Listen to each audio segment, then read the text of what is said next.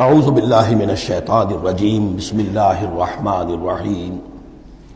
اب یہاں قسم کھائی گئی قد افلح من زکاہا وقد خاب من دساہا، جس نے بھی اپنے نفس کو پاک کر لیا وہ کامیاب ہو گیا، اور جس نے اسے مٹی میں دفن کر دیا وہ ناکام ہو گیا۔ اصل مضمون یہ ہے مرکزی دو آیات کہ انسان کے پاس کوئی ایک امانت ہے، اس کا ایک نفس ہے جو اللہ نے اسے دیا ہے۔ اس نفس کو جس نے پاک کر لیا، سنوار لیا، بنا لیا، جس کے لیے ہم مختلف الفاظ استعمال کرتے رہے ہیں، تعمیر سیرت، تعمیر خودی، کریکٹر بلڈنگ، ایک انسان اپنی شخصیت کو بناتا ہے۔ تو جس نے تو صرف بنانا، لیکن اس کے علاوہ پاک کرنا، بنانا اس معنی میں کہ تمام رذائل سے اس کو پاک کیا جائے اور فضائل سے اسے سنوارا جائے، اسے منور کیا جائے، مزین کیا جائے۔ تو جس نے اپنے نفس کو پاک کر لیا، مزین کر لیا، فضائل سے مرصع کر لیا، مسجع کر لیا، وہ کامیاب ہو گیا۔ خواہ یہاں پر اس کے پاس جائیداد نہ بنی ہو، دولت اس کے پاس جمع نہ ہوئی ہو، دنیا والے اس کو جانتے بھی نہ ہو، وہ غیر معروف آدمی ہو، کچھ بھی ہو، یعنی ایک معیار ہے کامیابی ناکامی کا جو ہم لوگوں کے سامنے رہتا ہے۔ کامیاب کون ہے؟ زیادہ پیسے والا، زیادہ دولت والا، جو زیادہ پروفیشن میں شائن کر گیا، بزنس میں آگے نکل گیا، کسی بھی اعتبار سے۔ لیکن اس میں زور ہے قد افلح من زکاہا، اصل میں کامیابی اور فلاح تو اس کی ہے۔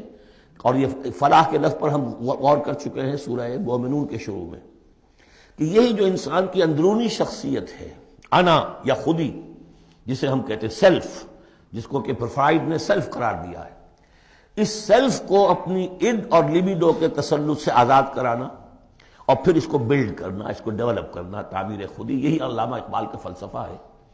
تو یہ ایسے ہی ہے کہ جیسے کہیں خزانہ تھا، آپ نے کھود کر اس میں سے خزانہ نکالا۔ تو یہ ہمارا سیلف جو ہے، ہماری خودی جو ہے، یہ بھی در حقیقت ہمارے اس حیوانی وجود کے اندر دفن ہے۔ اس حیوانی وجود کے اندر سے اس کو برآمد کرنا، جیسے کہ آم کی گٹھلی پھٹتی ہے تو اس میں سے دو پتے نکلتے ہیں تو اس سے آم کا درخت بننا شروع ہوتا ہے۔ اسی لیے وہ جو میں نے آپ کو اپنشد کا جملہ بھی سنایا تھا کہ man is in his ignorance identifies himself with the material sheaths which encompass his real self۔ اصل خودی، اصل انا، اصل میں وہ کون ہے؟ یہ میرا وجود ہے، یہ میرا جسم ہے، یہ میرے ہاتھ ہے، یہ میرے پاؤں ہیں، لیکن میرا میں ایک پوزیسو موڈ میں ایک پروناؤن آیا ہے، تو جو پوزیس کر رہا ہے جسم کو وہ کون ہے؟ وہ ایک اس کی اندرونی لطیف شخصیت ہے، اسے انا سے، خودی سے، سیلف سے تعبیر کرتے ہیں، اور در حقیقت وہ عبارت ہے اس روح سے کہ جو اللہ تعالیٰ نے پھونکی ہے اس میں، وَنَفَخْتُ فِيهِ مِن رُوحِي۔ تو اس مٹی کے ڈھیر میں اس روح کو ڈالا گیا ہے۔ اس کو برآمد کرنا اور اس کو بنانا اور سنوارنا، یہ ہے اصل کام انسان کا۔ جو اس میں کامیاب ہو گیا وہ کامیاب ہو گیا۔ اور دسا یا دسو ہم پڑھ چکے ہیں کہ جب کسی شخص کے ہاں اس زمانے میں، اس معاشرے میں کوئی خوشخبری آتی تھی کہ بچی پیدا ہو گئی ہے، تو ایک تو منہ چھپاتا پھرتا تھا وہ کہ بیٹی ہو گئی، میں بیٹی کا باپ شمار ہوں گا، اور سوچتا رہتا تھا کہ اسے میں اپنے پاس رکھوں، ام یدسھا فی التراب، یا اسے جا کے میں مٹی میں دباؤں۔ تو دسا یا دسو، دبا دینا۔ تو یہ ہے کہ جس نے اپنی اس خودی کو اسی حیوانی وجود میں دبا دیا، ختم کر دیا، قد خاب من دساہا، وہ ناکام ہو گیا۔ اب اس حقیقت پر ایک تو میں نے آپ کو نوٹ کرایا تھا کل کہ سورۃ الاعلیٰ پڑھتے ہوئے میں نے کہا تھا کہ بعض مضامین جو ہیں جو ان صورتوں میں آ رہے ہیں وہ سورۃ الاعلیٰ میں ان کی اصل جڑ پڑ چکی ہے، اور اس کی آخری 6 آیتیں جو ہیں وہ کیا ہے؟ قد افلح من تزکا وذکر اسم ربہ فصلی بل تؤثرون الحیاۃ الدنیا والآخرۃ خیر وابقی ان ھذا لفی الصحف الاولی صحف ابراہیم وموسیٰ۔ قد افلح من تزکا، جس نے پاکیزگی حاصل کر لی وہ کامیاب ہو گیا۔ یہاں اسے مزید کھولا کہ اس کا برعکس کیا ہے؟ قد افلح من زکاہا وقد خاب من دساہا۔ اس پر گواہیاں لائی گئی ہیں کہ جیسے تمہیں پوری اس کائنات میں تضادات نظر آتے ہیں، رات ہے، دن بھی ہے، آسمان ہے بلند، زمین ہے پست، بالکل اسی طریقے سے انسان کا معاملہ بھی یہ ہے کہ اگرچہ ویسے تو شکل و صورت میں سب تقریباً ایک جیسے انسان ہیں، ہیومن بینگز ہیں، لیکن دو مختلف قسم کے راستوں پر یہ چل رہے ہیں۔ ایک راستہ وہ ہے کہ یہی حیوانی نفسانی خواہشات اور اسی کے اندر پوری زندگی جو ہے گزارنی، اور اپنے اس اصل روح ربانی کو، اپنی اصل امانت الہیہ کو دبا دیا، گویا کہ چلتے پھرتی قبر بن گئے اس کے لیے۔ حیوان انسان چل رہا ہے، لیکن وہ انسان جو ہے وہ روحانی وجود اس کا، وہ اس کے اندر دفن ہو چکا ہے۔ تو قد خواب من دساہا قد افلح من زکاہا، اس پر یہ ساری قسمیں کھائی گئی ہیں۔ سورج ہے تو اس کے ساتھ چاند ہے، دن ہے تو اس کے ساتھ رات ہے، اسی طریقے سے آسمان ہے تو اس کے ساتھ زمین ہے۔ اور یہ جو نفس انسانی ہے، اسے اللہ نے بڑا سنوارا ہے، بنایا ہے۔ اس نفس کے اندر بھی ایک ودیت کر دیا ہے نیکی اور بدی کا شعور۔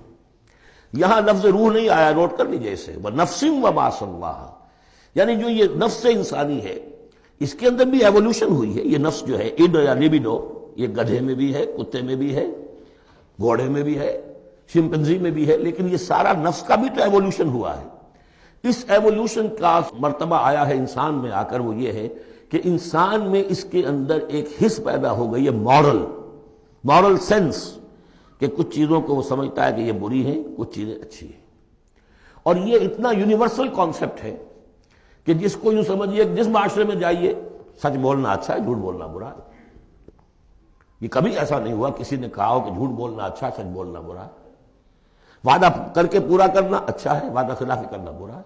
جو شخص وعدہ خلافی کر رہا ہوتا ہے وہ بھی جانتا ہے کہ میں برا کام کر رہا ہوں، میرا اس کا ضمیر اس وقت اس کو ملامت کر رہا ہوتا ہے، جس کی قسم کھائی گئی ہے۔ لا اقسم بیوم القیامہ ولا اقسم بالنفس اللوامہ، یہ تمہارے اپنے اندر جو ہے، مائی کانشنس از پنچنگ می بھائی، کہ تمہارے اندر ایک اخلاقی حس ہے۔ یہ اخلاقی حس نفس انسانی میں ودیت شدہ ہے۔ روح میں جو کچھ ہے وہ تو اور بڑی شے ہے۔ روح انسانی میں تو معرفت خداوندی ہے اور محبت خداوندی ہے، دونوں چیزیں روح انسانی کے اندر موجود ہیں۔ ابھی یہاں سے نفس کی بات ہو رہی ہے۔ جیسے عالم خلق کے تمام جو مظاہر ہیں ان کو بیان کیا جا رہا ہے، سورج اور چاند عالم خلق کی چیزیں، عالم امر کی نہیں ہیں۔ رات اور دن عالم خلق کی چیزیں ہیں، آسمان اور زمین عالم خلق کی چیزیں ہیں۔ نفس بھی عالم خلق کی شے ہے، روح ہے عالم امر کی شے۔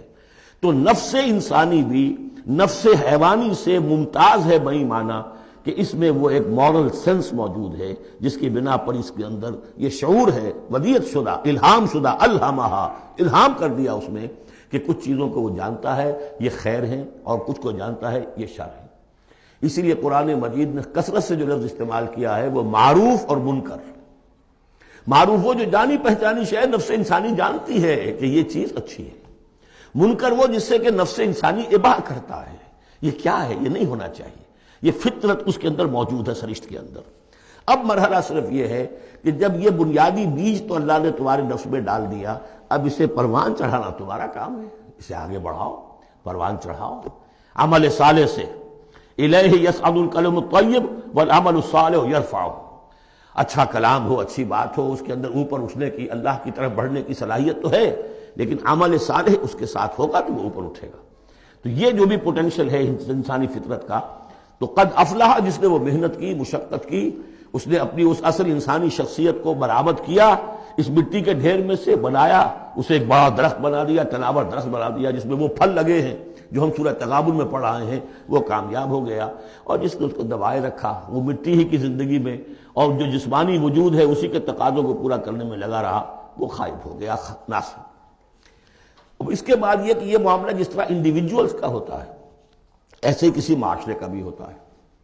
معاشرے میں بھی کچھ لوگ ہوتے ہیں کہ جو خیر کی طرف بلانے والے، کچھ ہوتے ہیں کہ جو بدی کی طرف بلانے والے، جس طریقے سے فرد کے اندر موجود ہے اسی طریقے سے پھر اس کے اندر بھی اگر ایک قوم کا اجتماعی ضمیر جو ہے وہ زندہ رہے اور امر بالمعروف نہی عن المنکر کا فریضہ وہاں سر انجام دیا جاتا رہے تو معاشرے کی خیر ہوگی۔